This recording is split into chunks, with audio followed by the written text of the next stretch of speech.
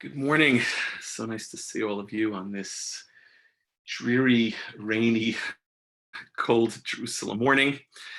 But we'll warm ourselves by the fire and warmth of the Torah. I trust that you're all warm and comfortable and safe in your homes. I'd like to explore together with you this morning Purim Mishulash, this 3-day Purim, which happens from time to time. It's somewhat of a rare occurrence. It's when the 15th of Adar falls out on Shabbat, and so Yerushalayim and walled cities observe the holiday of Purim over the course of 3 days. The mitzvot of Purim are spread out over Friday, Shabbat, and Sunday. And as I said, it's somewhat of a rare occurrence, and it can be confusing. So, Birshutchem, with your permission, I'd like to explore together with you this unique Purim as it is this year, and review together with you these unique halachot and the reasons behind why we do what we do. And Be'ezrat Hashem, for those of us from Yerushalayim or those of us in walled cities that observe Purim on Tet Vav, hopefully will bring some clarity. A lot of people aren't sure exactly what to do. As I said, this is something that happens from time to time. It's not every year, so it can be a little confusing. So here I'll put some sources up here on the screen that we'll explore together. Okay.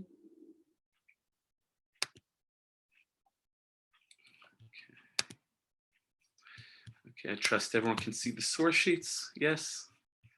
Okay, good. See if we can zoom in a little bit more. Okay. So the Mishnah at the beginning of Masechet Megillah instructs when we are to read the Megillah. Unwalled cities read, of course, on the 14th of Adar. Walled cities from the time of Yehoshua ben Nun read on the 15th of Adar. Okay, why that is, it's a lengthy discussion, but it's really not based on Shushan. In fact, the Talmud Bavli says Shushan Shani. Shushan would be the exception to the rule. You see, from the Megillah, they defeated their enemies on the 14th, so they rested and celebrated on the 15th. But Shushan was not walled from the time of Yehoshua ben Nun, and there's a whole rich discussion. But based on the Yerushalmi, the Chachamim wanted to give kavod to Eretz Yisrael, which was in a state of Churban at the time. They wanted to give kavod to Yerushalayim, which was in a state of Churban at the time. And as we know, King Koresh, King Cyrus, had already given permission to the Jewish people to return to their land and build their holy temple, but the overwhelming majority of Jews chose to stay in the Galut. And so the Chachamim were reminding them to go back to Eretz Yisrael and to place Eretz Yisrael and Yerushalayim in the center of their focus. And so they wanted to give kavod to Eretz Yisrael. So they made this special takana that walled cities read on the 15th. And the paradigm of the walled city is Yerushalayim, even though you could ask, Maha Kesher, what's the connection between Yerushalayim and what happens in the Persian Median Empire? But it was to give kavod and again to reconnect perhaps the Jewish people with Eretz Yisrael and with Yerushalayim. You know, the prophets Chagai, Zachariah, Malachi are telling the people to come and return and rebuild and build their holy temples. And it's the very Achashverosh, as the Tanakh tells us, who put a stoppage on the work, on the construction of the Beit HaMikdash. So that's why we read in Yerushalayim on the 15th. Okay, so in Yerushalayim and in walled cities from the time of Yehoshua ben Nun, we read on the 15th, the Mishnah tells us. Large cities read on the 14th, the Mishnah tells us. And Kfarim, villages, the first Mishnah ends, Magdimin liyom haknisa. They advance and read on the day of gathering, which is Monday and Thursday. That's the day of gathering. Historically, those were the market days. Those were the days when the markets were open. That's why the Chachamim instituted the reading of the Torah publicly on Mondays and Thursdays. That's when the Batei Din, the courts, were in session. And that's when these villagers would come into the city to sell their wares. Now, these villagers, the Gemara explains, were uneducated. They couldn't read the Megillah for themselves. And so they needed an expert, a baki, to read the Megillah for them. And in order to make their lives easier, so to speak, since they were coming in on one of these market days anyway, and since on the day of Purim, the Gemara says they're going to be involved with feeding the locals. They're going to be selling food and drink to the Jews, celebrating on the 14th, maybe on the 15th too, depending on where these villagers found themselves. So the Chachamim wanted to make their lives easier. So there was a special dispensation that they were makdimin liyom haknisa, that they could advance the reading of the Megillah to the upcoming, or the previous round, the previous day of gathering, which would be the 11th, the 12th, or the 13th. Okay, hold that for a moment. We're going to come back to that. And then the next Mishnah continues and asks, Ketzad, how does this work out? Right? If Purim, or if the 14th falls out on this day, let's say it falls out on Yom Sheni, it falls out on Monday. So when would these people read? When would those people read? Okay, and take a look where I've underlined. This is important for our discussion this morning. Chaliot Erev Shabbat. When the 14th of Adar falls out on Friday, as it does this year, okay, 14th falls out on Friday, the 15th falls out on Shabbat. Kfarim magdimim liyom haknisa. So as we said, the villagers, they advance the reading of the Megillah to the previous Yom HaKnisa, the previous day of gathering. That day of gathering would be the previous Thursday. So that would be what? That would be the 13th of Adar. So it would fall out that they would read on the 13th of Adar. They would dispense of their obligation on the 13th of Adar. Va'arot gdolot, and large cities, meaning large cities that don't need this dispensation. Umukafot choma, and walled cities like Yerushalayim korin bo bayom. They read the Megillah on that day, meaning on the 14th. So here we see that when the 15th of Adar, which is when we normally read the Megillah here in Yerushalayim and in walled cities, when the 15th of Adar falls out on Shabbat, we advance the reading to the 14th of Adar. We read the Megillah, the 14th of Adar, together with everyone else, together with the other cities. Okay, so together with, Beit Shemesh and Efrat, we'll be reading, Be'ezrat Hashem, this year, the Megillah on Erev Shabbat. We'll be reading the Megillah on Thursday night and on Friday morning. But the Mishnah doesn't explain why. In other words, why do we advance the reading to Friday? Now, by the way, the Mishnah says that if the 14th falls out on Shabbat, they also advance the reading. Okay, but with our current established calendar, that cannot happen. The 14th cannot fall out on Shabbat with the current calendar we have, with our fixed calendar. Okay, so it's not so relevant. That would be the next statement in the Mishnah. But the Mishnah says you don't read the Megillah on Shabbat. When the 15th falls out on Shabbat, you advance and we'll read the Megillah Be'ezrat Hashem on Erev Shabbat. So the question is why? And the Gemara here in source number 2 explains why. Okay, it's a famous reason. Gzeira de Rabba, the decree that's associated with Rabbah. And the Gemara says, "Dechulei alma mia Megillah b'Shabbat lo karina." Everyone agrees. The Gemara is discussing what happens when Purim falls out on Shabbat. Again, whether it's Tet Vav, as it does this year, or I said it can't happen, but lichora, if the 14th would fall out on Shabbat, we would not read the Megillah on Shabbat. And so the Gemara wants to know why. My tama. What is the reason? What is the reason why we do not read the Megillah on Shabbat? And it's the famous answer, Amar Rabbah, the famous Gzeira decree of Rabbah, Hakol chayvin b'kriyat Megillah, ve'en hakol b'kiyim b'kriyat Megillah. Everyone is obligated in the reading of the Megillah, but not everyone is an expert. And we're concerned that someone who doesn't know how to read might bring his Megillah to someone who can read for him, or maybe he has a question, he doesn't know, kasha, whatever, he's not such a bucky, he wants to get some expert advice. And he's going to be over on the Isur of Hotza'ah, of carrying on Shabbat. Gzeira shema yitlana biyado ve'elech etzel baki lemod. Oh, so the Chachamim, Rabbah says, made a Gzeira.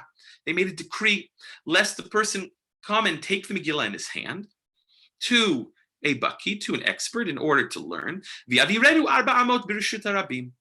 And it will happen that he will come and carry the Megillah 4 cubits in a public domain. Okay, so this is the famous Gzeira de Rabba Shema Yavirenu Dalet Amot Birshut Rabbi. And the Gemara continues and says, "V'hainu Tama de Shofar." v'hainu tamad lulav, and that's the same reason why the Chachamim said not to blow the shofar when Rosh Hashanah coincides with Shabbat, and the same reason why we don't take the lulav when Sukkot coincides with Shabbat. We have the Mishnah and Masechet Rosh Hashanah, and the Mishnah and Masechet Lulav, and the Sugyot and the Gemara there, but it's the same reason. Gzeira de Rabba, Shema Yavirenu Arba Amot B'Rishut HaRabim. We're concerned that someone might carry their shofar 4 amot in a public thoroughfare, or carry his lulav in a public thoroughfare. And so the Chachamim, they said Shev al ta'aseh, right? Better not to do, better to forego this mitzvah. Now the Gemara continues and adds another reason. And this is very important for our discussion this morning in terms of understanding when to observe the mitzvah of Matanot Levyonim, as we'll see in a moment. Rav Yosef Amar, Rav Yosef said, Mipnei she'einehen shel aniyim nisuot b'mikra Megillah. Rav Yosef, according to many, he's not arguing with Rabbah. He's not disagreeing with Rabbah, but he's adding another nikuda, another point, another reason why we don't read the Megillah on Shabbat, and it's because the eyes of the poor are lifted at the time of the reading of the Megillah. What does that mean? So what it means is the poor come to the shul during the reading of the Megillah and expect to receive matanot levyonim, expect to receive handouts. Their eyes are raised, is the language of the Gemara here. They're looking towards the people to give them handouts. Here, Rashi says the following. I didn't put it on the source sheets, but Rashi says, "Lekabel matanot avyonim v'efshar b'Shabbat." Their eyes are raised because they're expecting to receive matanot levyonim, and it's not possible to dispense or to distribute matanot levyonim on Shabbat. So that's another reason why we do not read the Megillah on Shabbat, because at the time of the Megillah, that's the time to distribute matanot levyonim. Okay, so the Braita, the Gemara rather continues with a Braita and says, Tani nami hachi, we have a Braita that is consistent with this, that says the same thing. Right? It's also, same idea is also expressed in a Braita.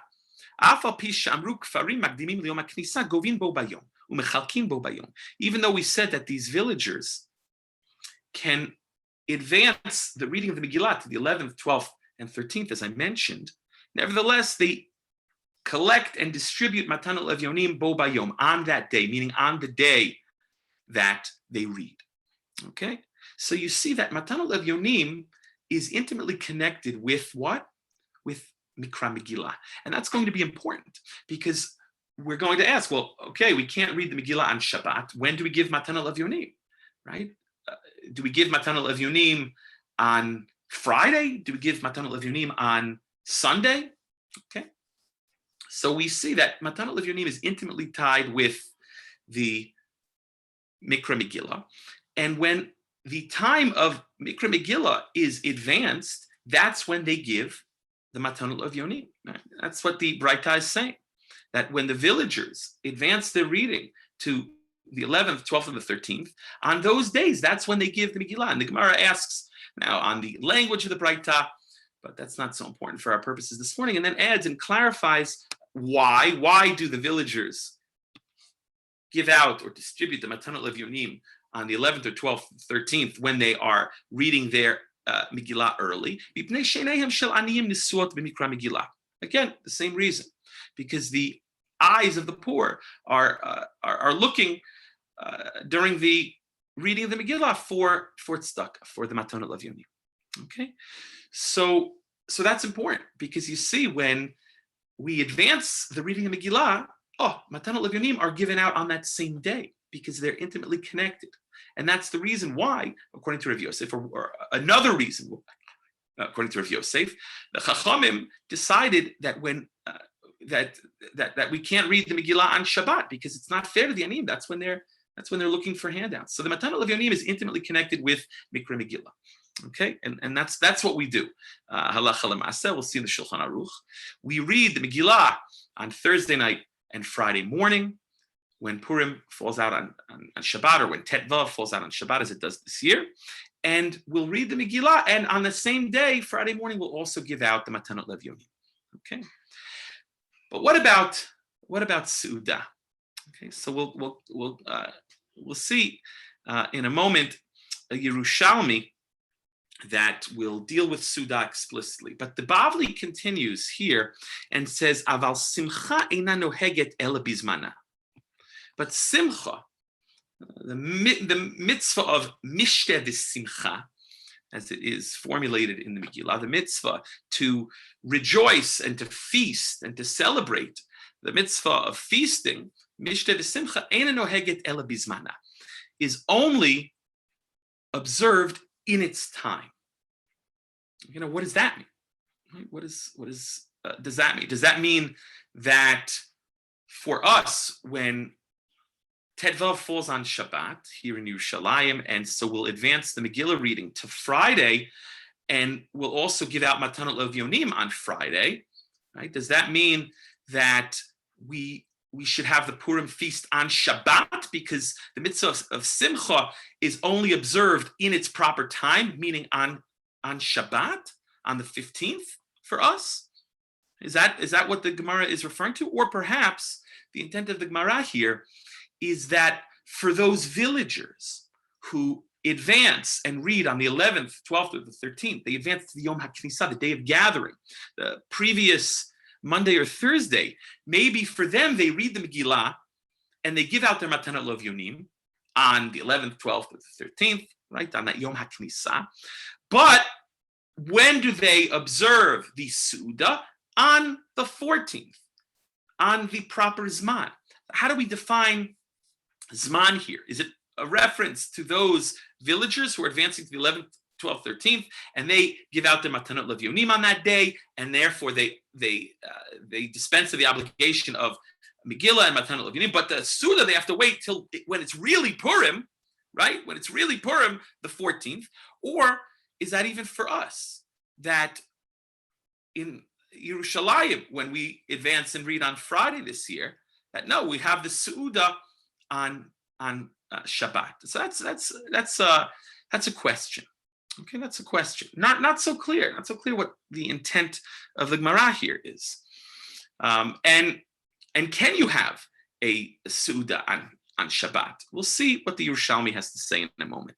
But before that, there's the next statement of the Gemara, a statement of Rav, which possibly is very relevant this year when many people will be reading by themselves or for their spouse or for their nuclear family. They're not going to participate in public readings with a minyan in the shul because of Corona, because maybe the doctor advised them against going out, maybe they're in bidud, in quarantine, lockdown, wherever they might find themselves. This next line is really very relevant this year. Amar Rav. Rav said, Megillah bizmana, korin ota afilu biyachid, shelo bizmana ba'asara. Rav said that when Megillah is read in its time, on its proper day, right, either the 14th, if you're outside of Yerushalayim, or the 15th in Yerushalayim, maybe, right? Or maybe the 14th as opposed to the 11th, 12th, and the 13th. Korinota afilu b'yachid. So if you're reading the Megillah in its proper time, you can read it even as an individual. Shelo bizmana ba'asara. But when it's not read in its proper time, you have to read it together with 10, with a minyan of asara, a minyan of 10. So what does that mean, right? So the way the Rishonim understand the Gemara is because this is Rashi and others, with Asara creates, right? You're publicizing the miracle. There's Persume Nisa. So when you're reading on the day itself, when everyone's reading, right? Everyone's reading. So you don't need 10 to generate the Persume Nisa. You can read by yourself because I'm reading by myself. It's Purim for me and it's Purim for you. Okay. And everyone's reading for themselves and it's Persume Nisa. You don't need the 10 to generate.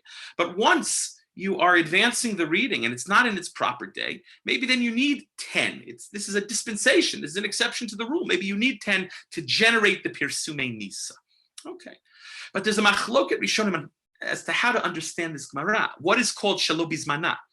Is Shelo Bizmana when Purim falls out like it does this year for us on Shabbat, and you advance to Friday. Is that called Shelo Bizmana? And therefore, someone reading by himself on Friday, right, wouldn't say a bracha because you need asara in order to make a bracha on the reading of the Megillah. Or no, does lo bizmana, does that refer to the villagers? Okay, that's how other Rishonim want to learn the Gemara.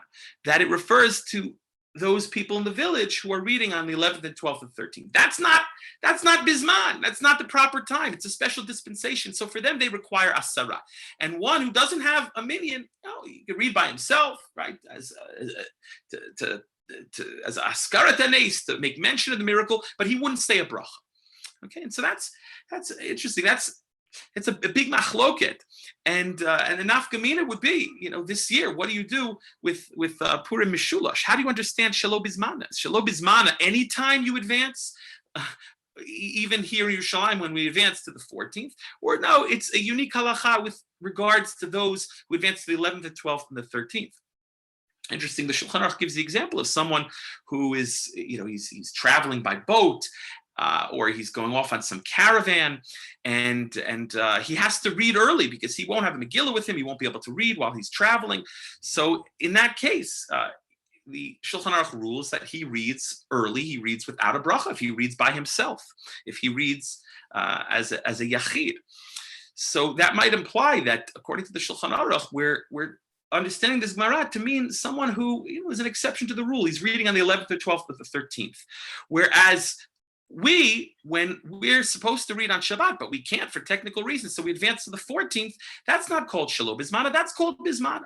So it's a big machloket Rishonim as to how to understand this Gemara. It's a machloket Achronim as to what we are supposed to do, halacha l'ma'aseh. And interestingly, the Mishnah Brura rules that when Purim, like it does this year, falls out on Shabbat for us, and we advance to Friday, that's called Shelo Bizmana. And therefore, someone this year should make sure he hears the Megillah together with Asara if he wants to say a bracha. If he reads it by himself, according to the Mishnah Berurah, he does not say a bracha. Okay.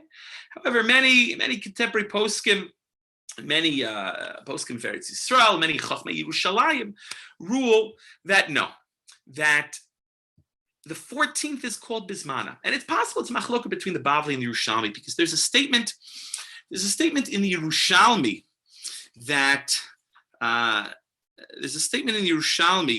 the 14th is called a Zman for everyone. There's a statement in the Yerushalmi, and it's possible that is also the Shita of the Rambam. It would sound like from the Rambam that he understands Shelo Bizmana when you're reading before the 14th, the 11th, the 12th, and the 13th. But the 14th is called Bizmana. Okay, yeah, it happens to be we advance to Erev Shabbat because we can't read the Megillah on Shabbat, but it's still called Bizmana. It was the 14th and the 15th are called Zmana. It's proper time. That's what Mordechai Beit Dino instituted. But as I said, it's a machloket achron. So the Mishnah Berurah says someone this year who reads on Friday, since we advance to Friday, according to him, that's not called Bizmana. And so someone reading by himself outside of the minyan would not make a bracha. However, the Chazon Ish, and as I said, many Chachmei Yerushalayim, like Rav Yosef Chaim Sonnenfeld and Rav Tzvi Pesach Frank and Rav Chil Michal Tukuchinsky, all of them ruled that no, even this year, when we advance to Friday, that is still called Zmana, and one would make a bracha. You don't need a minyan of 10, you don't need a Asara to make a bracha. Okay, in any case, it's just a side point, but it can be relevant, especially those who will not be in shul this year for one reason or another because of the pandemic. Okay, now what about again, Suda? How do you understand this statement? Just going back to the statement, Aval Simcha Eino Heget Ela Bizmana, right? Again, how do we define Zman, right? And what is called its Zman? And is that a reference only to those advancing to the 11th, 12th, and 13th? Or is that even here in a case of Purim Mishulash where we advance to Friday? So they're different shitot. The Bavli is unclear. However, the Yerushalmi is very clear. The Yerushalmi says when Tedvav falls out on Shabbat, when Purim falls out on Shabbat, we have the Seuda on Sunday. The Yerushalmi is very clear. Take a look at source number 3. Yerushalmi says, "Be'elu amru makdimin velo ma'acharim." By these things, we say we advance and we don't push off. Kriyat Megillah, as we mentioned, utrumat shkalim, right? Makdimim v'lo ma'acharim. We advance these things and we don't push them off. We just read on Shabbat, Parshat Shkalim, because the Mishnah at the beginning of Masechet Shkalim says on Rosh Chodesh, Adar, they would announce to give the shkalim, to give the machatzita shekel, to purchase the communal offerings. Already by Rosh Chodesh Nisan, they had to purchase the communal offerings with the new shkalim. Okay, so these things we advance and we don't push off. However, Sudat Rosh Chodesh, Sudat Purim, that's our discussion, ma'acharin v'lo magdimin. When it comes to Sudat Rosh Chodesh, which we'll leave on hold for a moment, and Sudat Purim, that's our question. The Yerushalmi says we push off and we don't advance. That would sound like it should be held on Sunday, right? And Rabbi Zera asks the question explicitly. Rabbi Zera ba kome Rabbi Abahu. He asked this question in front of Rabbi Abahu. It says, he asks, Vayasu otan Shabbat. Should we make the Su'uda on Shabbat, right? It would sound maybe from the Bavli says that the Simcha ina noheget ela bizmana. It has to be on its proper day. Maybe it should be on Shabbat, right? Amar le, Rabbi Abahu answers him. He begins with the pasuk from Esther Perek Tet, La'asot otam yemei mishte v'simcha. Okay? La'asot otam. We make them. We make these days, we observe these days as days of feasting and rejoicing. So that implies that we make them, we create them. They are dirabanan. Okay? And he continues, Et shesimchato tliya bebeitin, yatsa zeh shesimchato tliya bidei shamayim. Okay? He says the Purim that is dependent, its simcha, its observance is dependent on Beitin. It was instituted by Mordechai ubeitino. Okay, it doesn't come and override Shabbat, whose simcha is bidei shamayim. The simcha is from heaven. It's a little bit of a difficult passage in the Yerushalmi, as actually most of the Yerushalmi is a difficult lashon here. Yatzazeh simchatot bidei shamayim, meaning that Shabbat, it comes to exclude Shabbat, whose simcha is from heaven, from God. Hashem gave us the Shabbat. What does that mean? It would sound like that the simcha of Purim doesn't override or push off the simcha of Shabbat, and that's why the Yerushalmi says, by these things we say what? That we are ma'acharin velo makdimin. We push them off. We don't advance them. And we don't have them on Shabbat. Instead, we would push it off to Sunday. And that's, as we'll see, how the Shulchan Aruch paskins. When Tetvav falls on Shabbat, we have the Seuda on Sunday. We push it off. Almost, from the Yerushalmi, it almost sounds like what we have by Yom Tov, where we don't make a wedding on Chol HaMoed. We say, Ein ma'arvin simcha b'simcha. We don't mix one simcha with another simcha. Right? Give Yontif its due. Observe the simcha, the mitzvah of Simchat Yom Tov, and then have your wedding feast another time, another day. We don't mix simcha with simcha. It would almost sound like that's what the Yerushalmi is saying. In other words, give Shabbat its due. Shabbat, which was given to us from heaven, make sure that you honor the Shabbat, and then you have your Purim Seuda on Sunday. Right? The Purim Suda, which was decreed by the Beit Din of Mordechai, that does not come to override the Simcha of Shabbat. That's what the Yerushalmi is saying. And that's how we paskin. Okay, but again, it's not so clear from the Bavli what the intent of the Bavli is. It would seem like the Bavli says, no, you have to make it on its day, Ela Bizmana. As I said, it's a machloket, whether that's a reference to those advancing to Yud Aleph, Yud Bet, Yud Gimel, or even those like us this year who are advancing to Yud Dalet.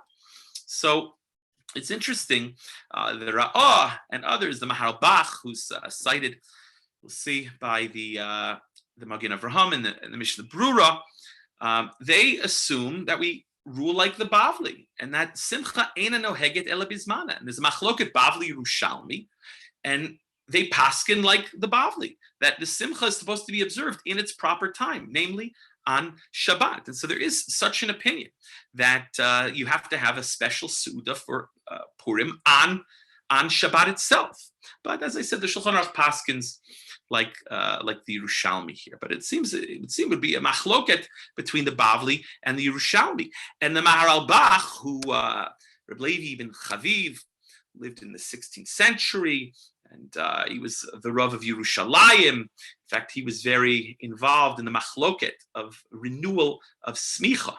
If you recall the big machloket with the Maribei Rav and the Chachmei Tzfat, who wanted to restore smicha, and they actually did give smicha. They did so, and the Maharal Bach was very upset, and he was slighted. What about the Chachmei Yerushalayim? You didn't inquire with us, the Chachmei Yerushalayim. So he lived in Yerushalayim, and he said that was the minhag in Yerushalayim in the 16th century, that they would have the Purim Suda when Purim falls out on Shabbat, like it does here in Yerushalayim. When Tetvav falls out on Shabbat, they would make a special Suda on Shabbat, because they paskin like the Bavli. It's machloket Bavli Yerushalmi. Okay, they paskin like the Bavli. That when is the Simcha? Simcha in noheget ela bizmana, in its proper time. Okay, so some in order to be machmir, even though we paskin like the Yerushalmi, that's how the Shulchan Aruch paskins, that the Suda is observed on Sunday. So, but nevertheless, some will have a little extra something special on Shabbat. They'll make a little something as a zecher for Purim, and maybe out of deference to this opinion that is cited by the Ra'ah and the Maharal Bach and the Magen Avram and the Mishnah Berurah bring down the Maharal Bach, that he was of this opinion and said that this was the minhag. He writes in the Tshuva that this was the minhag in Yerushalayim in the 16th century. There are other opinions as well. The Meiri, for example, says that once we're pushing everything up to Friday, have the Suda on Friday as well. Okay, but that's Dat Yachid. The Meiri is unique as he is in many places. He has a lot of very unique opinions and approaches, but we don't follow that. We assume, like the Shulchan Aruch, that the Suda is on Sunday. As I said, some people are machmir to have a little something special on Shabbat as well. It's this 3-day festival. Okay, now it's interesting. The Yerushalmi mentions Suda explicitly, but does not mention Mishloach Manot. Right? So when is Mishloach Manot to be observed? We said that the Megillah is read Erev Shabbat, Thursday night, Friday. We'll give Matanot Levyonim on Friday morning, because Matanot Levyonim is intimately connected with Mikra Megillah. The Suda, as we said, we paskin like the Yerushalmi is Sunday, but what about Mishloach Manot? So it's interesting.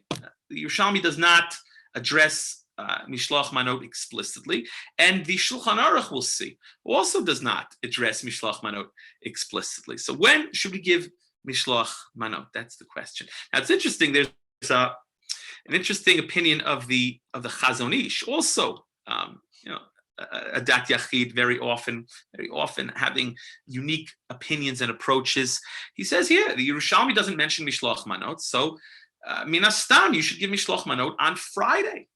So according to the Chazon Ish, you read the Megillah on Friday, you give Matanot Levyonim on Friday, you also give Mishloach Manot on Friday, because the Yerushalmi doesn't mention it. But again, Chazon Ish is a Dat Yachid. Some people want to be machmir like the Chazon Ish. So, okay, they have some extra stuff anyway. They'll give a Mishloach Manot on Friday just in case.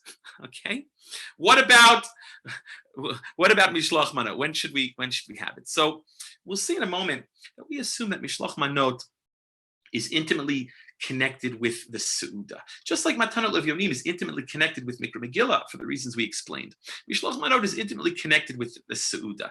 So if we have the Suda on Sunday, it would make sense that we should give out the Mishloach Manot on Sunday, and I'll explain why that is in a moment. But some say, according to the approach that the Simcha has to be observed in its proper Zman, which is Shabbat this year. If you're going to already have a Suda on Shabbat, according to the Maharal Bach, maybe also give Mishloach Manot on Shabbat. And there's a whole discussion. Can you give gifts on Shabbat? Can a person be Kona? We assume you don't give gifts on Shabbat. However, if it's a mitzvah that the Chachamim instituted, so you would be able to give Mishloach Manot on Shabbat. But again, we assume, as I'll explain in a moment, that the Mishloach Manot are given out on Sunday. Okay, so why is that? As I said, Mishloch Manot is connected with the Suda, so why is that?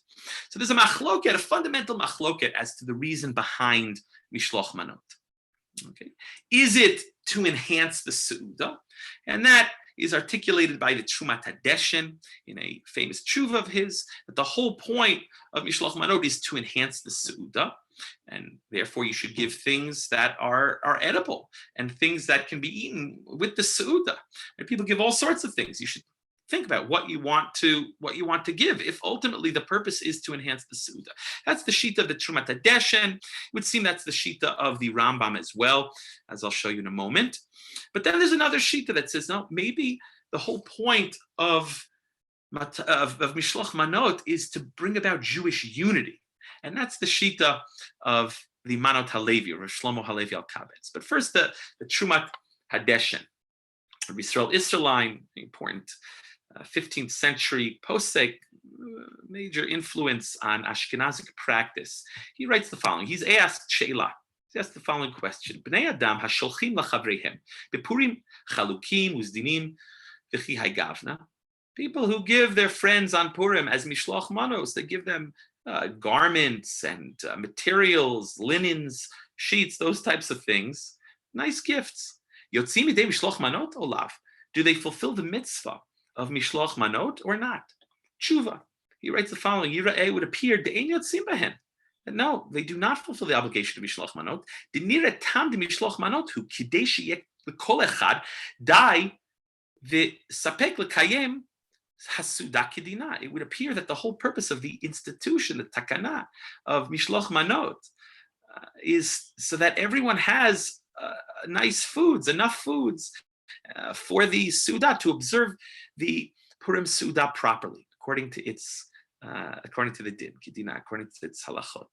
So, according to the Trumat Hadeshen, the whole point of Mishloch Manot is to enhance the Suda. So it would make sense that if we're having the Suda on Sunday, we would give the Mishloch Manot on Sunday, if the point is to enhance the Suda, right? And in fact, as a proof, he brings the Gemara from Megillah Daf Zayin, where the Gemara describes in discussing Mishloch Manot and what's appropriate and how one can fulfill the mitzvah. In that context, the Gemara says that Abaye bar Avin and Rav Chanina bar Avin, they would switch Sudot with one another. What does that mean? So Rashi explains they would invite one another over for the Purim Suda. They would take turns. One year, Abaye would invite Rav Chanina over, and one year Rav Chanina would invite Abaye over. And the understanding of the Gemara there is that they were Yotze both Suda and Mishloch Manot. Interesting. You invite someone to your table for the Purim Suda, maybe you're Yotze Mishloch Manot with him eating in your home. And you see from this that the whole point of Mishloch Manot, this is how the Trumat Hadeshen is explaining this Gemara and using this Gemara, the whole purpose of the Takana of Mishloch Manot is to enhance the Suda. So the Mishloch Manot is part and parcel of Suda. So if you have the Suda on Sunday, if you push it off to Sunday, as the Yerushalmi says, so that's when you would observe Mishloch Manot. Okay, and then he cites the Rambam, where it's clear from the Rambam that Mishloch Manot is really very much connected to the Suda. The Rambam asks here in source number 5, the second parak of Hilchot Megillah and Chanukah, he asks, Keitzad chovat Suda hazo? How do you observe this Suda? He says you make a nice meal and you've got meat and wine, v'chulei v'chulei. And he says, where I've underlined, v'chein chayav adam lishloch shtei manot shel basar, o shnei minei tavshil, o shnei minei ochlin l'chavero. And how do you fulfill mishloch manot? The Rambam says by giving 2 portions of meat, or 2 types of cooked items, or 2 types of foods. By the way, they need not be 2 different types of brachot. People often think I have to give something that's mizonot and something that's shakol. No. Just 2 different portions. 2 portions of meat, the Rambam says. By the way, some people are machmir like the Rambam. They actually give cooked foods. They give 2 portions of meat. They don't just give a bag of chips and a soda, right? Bag of chips and soda, very easy. Okay, very nice. Now, I don't know, here in Harnof, where I live, if you'd give 2 portions of meat, I think people would throw it right in the garbage because everyone is so frump, they don't trust your kashrus. So I see why people give packaged items. But really, you see from the Rambam that you're supposed to give foods that are to be eaten as part of the Suda, to enhance the Suda, to ensure that everyone can have a nice Suda. That's what the Trumat HaDeshen explains, and he cites the Rambam. And I think it's also significant. You look how the Rambam formulates it. The Trumat HaDeshen doesn't say this explicitly. He just says this line that, the Rambam says you're bringing meats and things. Obviously, the Kavanah is for the Suda, but I think you have to, whenever you study the Rambam, you always have to look at the context and the way the Rambam formulates his halachot. So look at the formulation. He's describing the mitzvah of Mishloch Manot in the context of the mitzvah of Suda. This halacha is talking about Suda. And in that context, he talks about Mishloch Manot. So it's obvious that according to the Rambam, the Mishloch Manot is ultimately there to enhance the Suda. Okay, so it would make sense that when do you give Mishloch Manot? When you have your Suda. And this year we push off Suda to Sunday, so that's when you give your Mishloch Manot. Okay, but there is another approach, as I mentioned, that's the approach of the Manot Halevi or Shlomo Halevi Al-Kabetz, one of the great Kabbalists of 16th century Tzfat, the author of the Lechadodi, which we sing every Friday night, and he understands the intent or the reason behind the institution of Mishloch Manot to create Jewish unity. He says it's likael kol echad im chavero, where I've underlined here in source number 6. It's to create Jewish unity, and he writes this in his commentary to Megillat Esther, which is called Manot Halevi. Okay, now it's interesting. The Megillah records how Haman HaRasha, he describes the Jewish people. This is what the Manot Halevi means. He describes the Jewish people as an Am Echad Mefuzar Meforad Bein Ha'amim, a nation that's scattered, that's lacking unity. Okay, and so in order to combat that, right, and you see from the way Chazal understood that, it also means they were scattered. They were there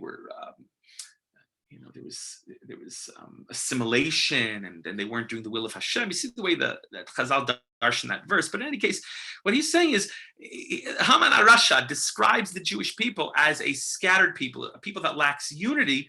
And in order to combat that, Mordechai Ubeit Dino institute Mishloch Manot, to bring people together. And this he writes, as I said, in his commentary there to Megillat Esther. And it's interesting, in his introduction, he writes to his father-in-law that he was poor, he didn't have money, and so he was giving this sefer, his perush on Megillat Esther, to his father-in-law as a gift, in fulfillment, perhaps, of Mishloch Manot. That was his Mishloch Manot to his father-in-law. And in fact, he calls the work Manot Halevi, the gift, the Mishloch Manos of the Levi, of Shlomo Halevi Al-Kabetz.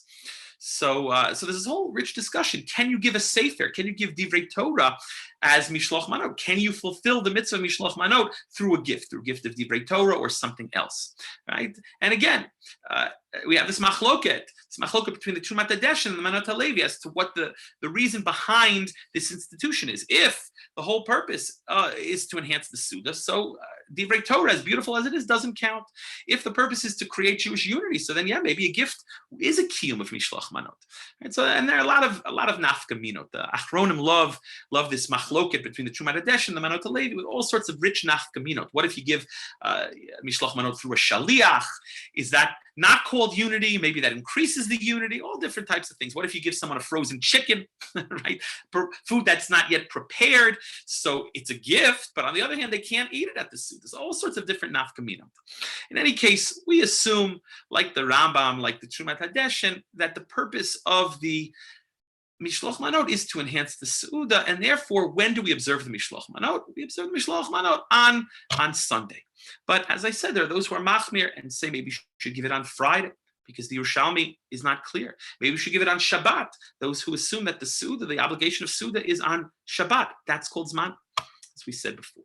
Okay, so fine. So before we end, we'll just make some seder, and we'll go over all of the relevant halachot, and I'll take any questions. But so far we've seen that the reading the Megillah and Matanot Levyomim we observe on the 14th. We'll read the Megillah Thursday night, Friday morning. We'll distribute Matanot Levyomim on Friday, because Matanot Levyomim is connected with Mikra Megillah, as we explained. On Sunday, that's when we'll have the Suda. We rule like the Yerushalmi. And since Mishloch Manot is connected to the Suda, so that's when we'll also give Mishloch Manot. So what do you do on Shabbos, right? You've got mitzvot of Purim on Thursday. You've got mitzvot of Purim on Thursday night, Friday really, Thursday night, Friday, on Yud Daled. You've got Mitzvot of Purim on Sunday to observe, right? Suda and Mishloach Manot. What do you do on Shabbos? Okay. So the Gemara in Daf Daled has a number of important teachings from Yoshua ben Levi with regards to Mikra Megillah and Purim. And among them is the following. Amar Rabbi Yoshua ben Levi. Rabbi Yoshua ben Levi said, Purim shechaliot b'Shabbat. When Purim falls out on Shabbat, as it does for us in Yerushalayim this year, sho'alin v'dorshin b'inyano shel yom. We ask questions, we darshan, we give drashos, we expound upon the matters of the day. What's that about? So all the Rishonim explain that because we can't read the Megillah on Shabbos, and we can't give out Matanot Levionim on Shabbos, so we advance that to Friday. And because we paskin like the Yerushalmi, that the Suda is not on Shabbos, but instead we push it off to Sunday, and that's when we give the Mishloach Manot. But nevertheless, Tetvav is still, or Shabbat is still Tetvav. It's still Purim. So you have to do something. Maybe there's an obligation to make mention of the miracle and to publicize the miracle. Maybe there's a mitzvah still of Haskarat HaNes and Pirsume Nisa. Now, normally that would have been accomplished with Mikra Megillah, but because we can't read the Megillah on Shabbat, so we advance it to Friday, to Thursday night Friday. But on Shabbat, there's still an obligation to make mention of the miracle and to publicize the miracle. So how do we accomplish that? According to Rabbi Yeshua ben Levi, we accomplish that through these public lectures, these drashot, sholin v'dorshin b'inyan shel yom. And in a typical Purim Mishulash, when it's not a pandemic, you see advertised all over Yerushalayim these big drashos, similar to the Shabbat Shuvah drasha or the Shabbat Hagadol drasha. These big drashot where the Rav will give a shir and discuss and make mention of the miracle. It's a machloket rishonim, whether the obligation is to discuss the halachot of the day, that's what it means, sholem v'dorshin b'inyan shel yom, or if it's about the miracle, if it's about the Purim story. In any case, so most of the time you have both a little halacha and agada, like you do on Shabbos Shuvah, like you do on Shabbos Hagadol, and that is how you're makayim this mitzvah to publicize the miracle and make mention of the miracle.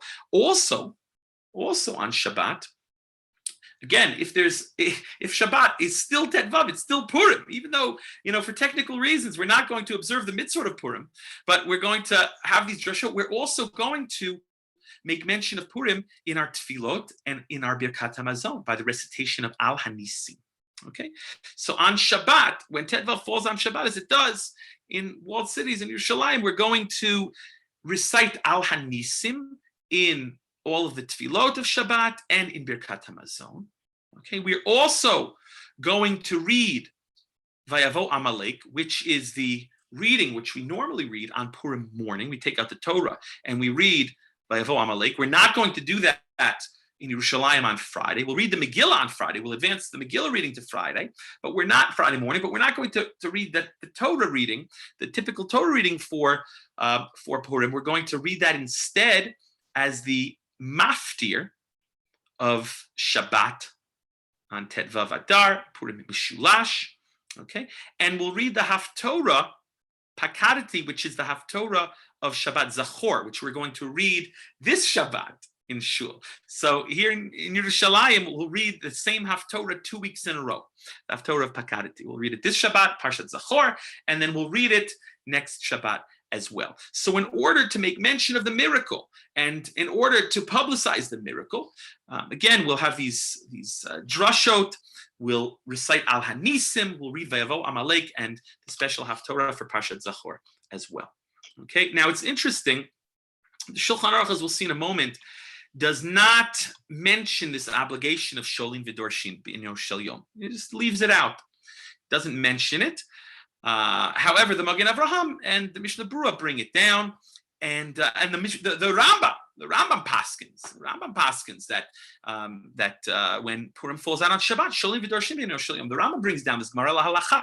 So it would seem that according to the Rambam, this is a halacha. You have to have these public lectures in order to fulfill this obligation. Some say maybe you can fulfill this obligation just by learning these inyanim yourself. The Gemara actually goes on and asks why Rabbi Yeshua ben Levi had to teach this. right? Because we have an obligation to make mention and to learn and to read about a holiday, every holiday, right? The Gemara brings the famous Braita. Moshe Tikilim Yisrael Sheyu Sholim V'Dorshim B'Nino Shel Yom Hilchot Pesach BePesach Hilchot Atzeret BeAtzeret Hilchot Chag BeChag. So what's the chiddush here? So the Gemara says Purim Itzrich Alei. Why? Ma'odetem Nigzor Mishum Derabba Kamash Malat. You have to mention that you're allowed to study Purim. You're allowed to study the Megillah, let's say, on Shabbat. Why? Lest you say, just like we're not allowed to read the Megillah publicly on Shabbat, Gzeira derabba, Nigzor Mishum Rabba, Gzeira derabba, lest someone walk with the Megillah, Dalet Amot B'Reshut Rabim, and violate the Isur of Hotzav, carrying on Shabbat Kamash Malan. So Rabbi Yeshua ben Levi is coming to teach that, Sholem V'Darshan, we have to say, Dafka, there's an obligation to, or maybe that it's permitted to learn about the Inyanim of Purim. In other words, you can read from a Megillah. You can learn. It's a whole discussion, a pre-Chadash discussion, Achronim, about handling a Megillah. But in any case, we assume you can handle even a Megillah scroll on Shabbat if it's to read from, to learn from. Before art scroll, before printed books, that's how they would read. They would have scrolls. But in any case, so the Shulchan Aruch leaves out this halacha. It could be that according to the Shulchan Aruch, it's not an obligation per se. The Gemara is just teaching this to tell you that you're allowed to learn about Purim. You're allowed to learn about the Purim miracle. You're allowed to even learn the Megillah, that Shabbat. Why? We don't say that since you don't read the Megillah publicly, you're not allowed to learn about it bichlal. Okay? But that could be why the Shulchan Aruch leaves out this halacha. That it's not a thing. It's not a kiyum of Haskarat Nes or Pirsum Nisa. Whereas the Rambam brings us down la halacha that Sholem V'Darshan B'Inyan Shel Yom. It's a thing. We do it in order to publicize the miracle. Okay? And so obviously this year, because of Corona, it will probably be somewhat modified, but certain places, following carefully the guidelines of the Ministry of Health, of course, will have these public lectures of Torah on Shabbat, on Tet Vav Adar. Okay, fine. So here's the Shulchan Aruch, and we'll conclude with Shulchan Aruch. Yom Chamisha Asar Shachal Yot B'Shabbat, Ein Korim HaMegillah B'Shabbat. As we said, when the 15th falls out on Shabbat, as it does this year, we don't read the Megillah on Shabbat for the reasons we saw. Ela makdimim likrota be'erev Shabbat, but rather we advance the reading to erev Shabbat, right? Friday morning, Thursday night, Friday morning. V'govim ma'ot matanot aniyim u'mechalkim oto ba'bayom, and we collect and distribute matanot levyonim on that day. As we saw, matanot levyonim is connected to the Mikra Megillah. Uv'yom Shabbat motzim shnei sfarim u'basheni korim ve'yavo Amalek, and as I mentioned, we'll take out 2 Sifrei Torah, and from the second we'll read Vayavo Amalek, the special reading of Purim morning, but we'll read it on Shabbat. Okay, we'll read it on Shabbat. After all, that's Purim, so we'll read it as the maftir. The Omrim al Hanisim, as I said, we'll say al Hanisim. Ve'enosim Sudat Purim ad Yom Echad b'Shabbat, and you don't make the Suda until Sunday. The Shulchan Aruch paskins like the Yerushalmi, that we push off the Suda till Sunday. As I said, there are different shitot. Some say maybe have the Suda on Friday, have the Suda on Shabbat itself. But the Shulchan Aruch paskins, and this is what we do. We have the Suda on Sunday. The Shulchan Aruch does not mention Mishloch Manot. He leaves that out. Could be because, again, the Yerushalmi doesn't address Mishloch Manot, but Mishloch Manot is connected to the Seudah, as we said, as we explained. It's there to enhance the Seudah. So the Magen Avram and the Mishnah Berurah say that you have the Mishloch Manot. Mishloch Manot is given out on Sunday as well, along with the Seudah, because the purpose is to enhance the Seudah, as we explained. Okay, so very complicated. I'll just mention before I take questions. It's a whole question this year with regards to someone traveling. It's a whole sugya, really, in every year, in a typical year. Ben ir shahalach lekrach, ben krach shahalach leir. The Gemara discusses someone who lives in an unwalled city but finds himself in a walled city. What does he do on Purim? Or someone who is a ben krach, he lives in a walled city, lives in Yerushalayim, but he finds himself, let's say, in Tel Aviv on the 14th. What does he do? Okay, so typically we assume that it depends on where you are. If you're in Yerushalayim, by dawn of the 15th, so you observe together with the people of Yerushalayim. If you're in Tel Aviv, dawn of the 14th, so you observe together with the people of Tel Aviv. They say about Yeshayahu Leibovitz, who was not into all the celebrations of Purim and the excess, and he was a real rationalist, and did not like all the merrymaking. They say, I don't know if it's true, but they say that he would make sure to be in Yerushalayim on the 14th, and so he would exempt himself from Purim Yud Dalet, and he would be in Tel Aviv on the 15th to exempt himself from Purim Tet Vav.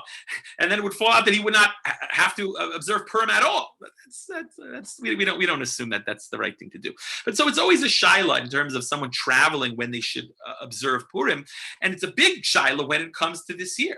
Now, Rosh Shlomo Zalman and many Achronim say that if a person observed Purim on the 14th, let's say they live in Beit Shemesh and they have a full Purim on the 14th, and then they come to Yerushalayim for Shabbat. So since they've already observed all the mitzvot, they're completely exempt. We don't assume that they have any chiyuv in any of the mitzvot. They don't have to say, for instance, Al Hanisim in their Birkat HaMazon. Right? There's a machloket.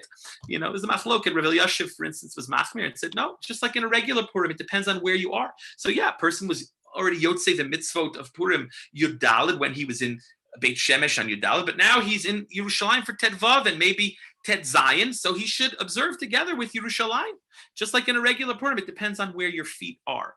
But that is not the mainstream approach. The mainstream approach would be if a person already observed on Yud Daled, he's Yotzei Zayin, we assume that he dispensed of all his obligations. Now, what about someone from Yerushalayim that wants to travel? So the poskim say, in such a year, better not travel, because it becomes very confusing. In other words, if you're in Yerushalayim, let's say on the 14th, and then you're going to travel and for Shabbos and spend Shabbos in Beit Shemesh. So what do? Do you say Yalav Yavo or not? You didn't say it on Friday. Do you say it on Shabbos? But maybe not, because you're considered like a ben krach shalach le'ir. Now maybe you have a status like them, or no? Do we say that your chiyuv, and what about your chiyuv suda? Do you have a chiyuv suda in Beit Shemesh on Sunday, or when you come back to Yerushalayim? So it's very confusing. So my advice is better not travel. That's what the poskim say. And the truth is, with Corona this year, there's a very good reason not to travel whatsoever. Okay. Just to summarize and to make some seder, okay, the mainstream approach without the chumras, without all the other unique opinions. On Thursday night, we'll read the Megillah here in Yerushalayim. Friday morning, we'll read the Megillah in Yerushalayim. One who reads the Megillah outside of a minyan for himself, for his wife, for his family, etc., whatever, we assume, like the Chachmei Yerushalayim, that even in such a year where the Megillah is advanced from the 15th to the 14th, he makes a bracha. Matana Levyonim is distributed on Friday because it's connected, as we saw with Mikra Megillah. On Shabbat, we will say Ya'alev Yavo. Now I'm confusing myself. No, that was this past Shabbat. We said Ya'alev Yavo for Rosh Chodesh. On Shabbat, on Shabbat, the 15th of Adar, he'll say Al Hanisim in his Tfilot in Birkat Hamazon. We read Ve'avo Amalek in the morning. We read Pakadati, the Haftorah for Shabbat Zachor. We'll actually read it 2 weeks in a row, Shabbat Zachor, and then Shabbat Purim as well. Okay, and the Suda and Mishloch Manot will be on Sunday. Okay, as I said, there are those who want to do a little something special on Shabbat itself. You want to enhance your meal, but there's no obligation really to have a Suda. There are those who are machmir, but we assume, like the Yerushalmi, that the Suda is on Sunday, and that's when you distribute Mishloch Manot. Okay, I hope I was clear. As I said, this year it's a little confusing, and my goal was to make some seder. Hopefully I was clear. Any questions or comments? Here, I'll unmute all the participants. Unless you've muted yourself, you should be muted. I have a question. Yes. Should we be doing Mishloach Manot this year with COVID? I'm sorry, I'm not hearing you. Should we be doing Mishloach Manot with COVID this year? Oh, that's a great question. So that's a great question. Look, minimally, the mitzvah is to give 2 portions to one person, right? That's what the Gemara says. Manot ish l're'ehu, the verse says, and the Gemara explains in the first parak there, you give 2 portions, 2 gifts to one person. So you could fulfill the mitzvah, a person by giving mishloach manot to his or her spouse. Okay, if you're concerned about COVID, give it to a spouse, leave it for a neighbor. As you could do it in a very modest way this year. I think you're absolutely correct. I think that because of the pandemic, mishloach manot should be minimized. And anyone who feels bad, just take a look at the Rambam. The Rambam writes, and this is in a typical year without a pandemic. The Rambam writes that better to give less mishloach manot and give more matanot levyonim. Okay, people go all out and they make fancy gift baskets and they invest so much money and they end up spending a lot more in mishloach manot than they do matanot levyonim. They'll give the rabbi 50 shekel for matanot levyonim, but they'll spend 500 shekel for mishloach manot. The Rambam sees that as inappropriate, even in a typical year without a pandemic. So I think that this year certainly people should just give the minimal mishloach manot, give one shalach manos, and the rest give to matanot levyonim. Give money to the poor. Anyone who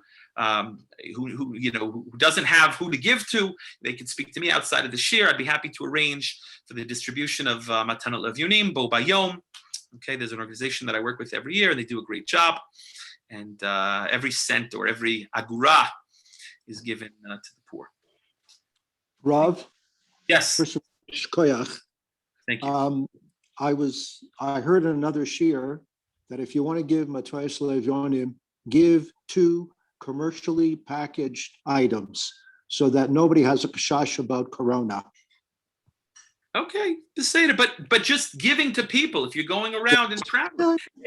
Listen, I'll leave it up to everyone to decide what's appropriate, whether you've been vaccinated or not, whether your neighbors are vaccinated. But I think we can all agree that this year it should be more modest and minimized because of the pandemic.